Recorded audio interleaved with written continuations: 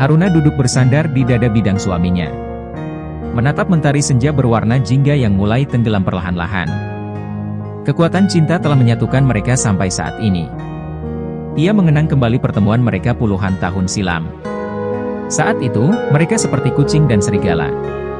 Yang satu ketakutan, yang satu suka sekali menakut-nakuti. Masih ingat tidak, di mana kita pertama kali bertemu? Biar ku ingat. Tristan berpura-pura mengingat-ingat. Ah, sepertinya di ranjang, kelakar Tristan. Ih, dasar mesum. Hahaha, tentu saja aku ingat. Di parkiran Bank Berkah. Pertemuan pertama Haruna dan Tristan memang diawali dengan kesialan.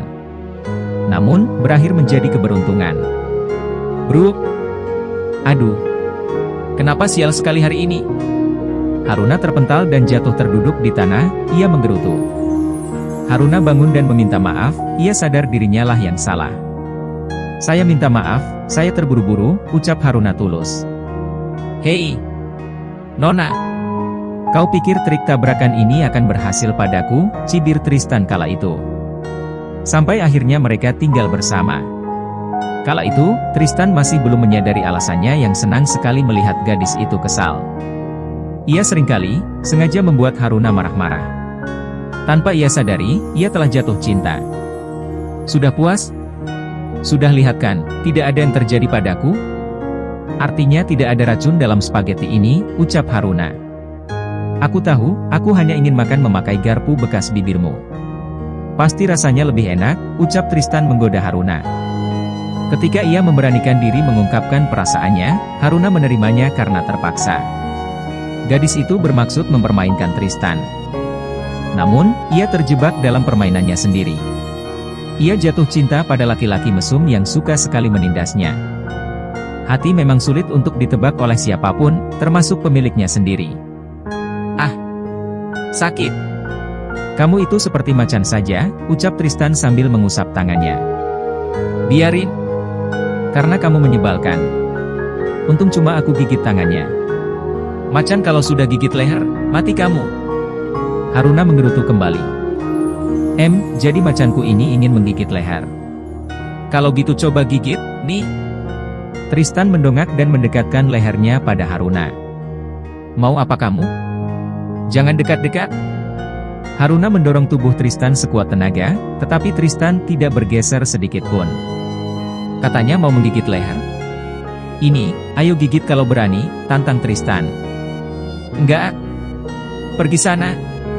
Siapa yang bilang aku mau melakukannya? Dasar cabul, teriak Haruna.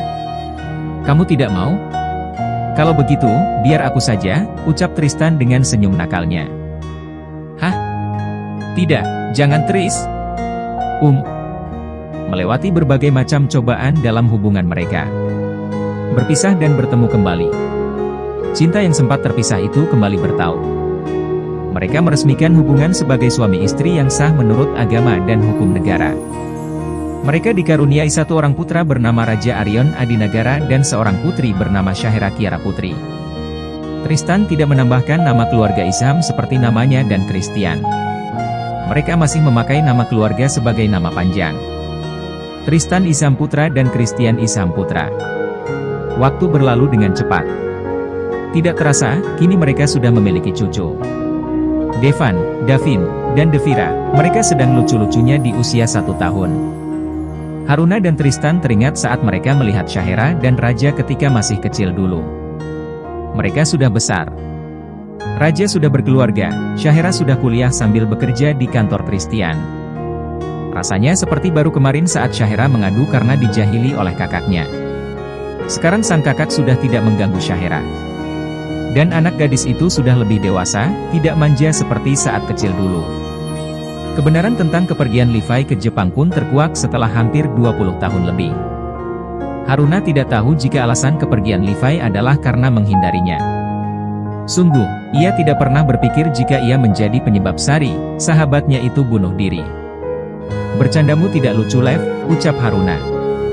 Aku tidak bercanda. Sebelum kamu menikah dengan Tristan, aku sudah jatuh cinta padamu. Aku menikah dengan Sari untuk membantu melupakanmu. Tapi aku tidak menyangka akan berakhir buruk. Saat aku bertengkar dengan Sari, Tristan mendengarnya. Dia tahu perasaanku yang sudah aku sembunyikan. Tristan marah padaku, mau mengusirku dari perusahaan. Sari bunuh diri karena tidak sanggup hidup dengan pria yang tidak mencintainya. Haruna sangat terpukul mengetahui sahabatnya telah pergi untuk selama-lamanya. Ia merasa bersalah untuk beberapa waktu. Namun, setiap takdir makhluk hidup telah ditentukan oleh Tuhan Pencipta alam. Hidup harus terus berjalan mengikuti alur yang sudah tertulis. Begitupun kehidupan Haruna dan mereka semua. Ia percaya, Tuhan sudah menentukan akhir dari setiap perjalanan kisah anak-anak manusia. Kemarin, mereka memperbarui foto keluarga. Melihat anak dan menantunya yang bertengkar kecil di hadapannya, membuat ia teringat masa muda. Maaf, kami terlambat. Kalian tahulah, memandikan mereka bertiga saja sudah memakan waktu yang cukup lama. Belum lagi, ratu yang dandannya hampir 1 jam lebih, ucap raja. Apa sih sayang? Aku cuma berdandan selama 45 menit ya? Tidak sampai 1 jam, elak ratu. Ia membela diri. Sayang. Apa? Jika aku mati lebih dulu? Jangan membicarakan kematian di saat kita sedang bersantai seperti ini, ucap Tristan. Sebenarnya, ia terlalu takut membayangkan pertanyaan Haruna. Aku tetap ingin mengatakannya. Jawab aku dengan jujur. Jika aku mati lebih dulu, apa kau akan menikah lagi? Pertanyaanmu aneh sayang. Jawab saja. Tidak akan. Aku hanya akan mencintaimu sampai akhir. Entah itu kau atau aku yang terlebih dulu tiada. Aku hanya memiliki dirimu dalam hatiku. The one and only. Hanya kamu saja sayang. Tapi, aku berharap kau menikah lagi. Kenapa begitu? Tanya Tristan dengan wajah kesal. Seolah sang istri ingin pergi meninggalkannya dan memberikannya pada wanita lain. Dengan tingkat kemesuman kamu yang lumayan tinggi, memangnya kuat kalau tidur sendiri? Sudahlah. Untuk apa membahas hal seperti itu? Matahari sore sudah pergi dan sudah mulai gelap. Ayo kita masuk. Tristan bangun, lalu mengulurkan tangan pada istrinya. Haruna meraih tangan yang mulai keriput itu. Mereka berjalan sambil bergandengan tangan. Kisah hidup mereka yang penuh lika-liku, kini telah berlalu. Mereka menikmati masa senja mereka dipenuhi dengan kebahagiaan.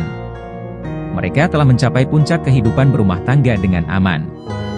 Rumah itu terasa hangat saat semuanya berkumpul. Inilah akhir cerita dari perjalanan cinta sang presdir arogan. Dia yang memenjarakan seorang gadis dalam jeruji cinta. Namun, ia justru terjebak bersama di dalam penjara cinta. Tidak ada pilihan lain, selain saling menyayangi sampai akhir. Kalau kamu tidak bertemu denganku, siapa yang kau harapkan untuk menjadi suami? Yang jelas, tidak ingin memiliki pria yang mesum seperti kamu, hahaha. Tristan mengejar istrinya yang berlari masuk ke dalam rumah. Mereka tetap mesra dan harmonis meski usia telah setengah abad lebih. Komunikasi yang baik, saling pengertian, perhatian adalah kunci suksesnya sebuah biduk rumah tangga berlayar mengarungi arus kehidupan. Mereka membuktikan bahwa ketiga sikap itu telah berhasil menjadi kemudi dalam biduk rumah tangga mereka. Presdir arogan itu sudah berubah menjadi sosok kakek penyayang dengan 3 orang cucu kembar. Mereka akan tetap bersama sampai cucu mereka bertambah, sampai rambut yang hitam berubah putih semua.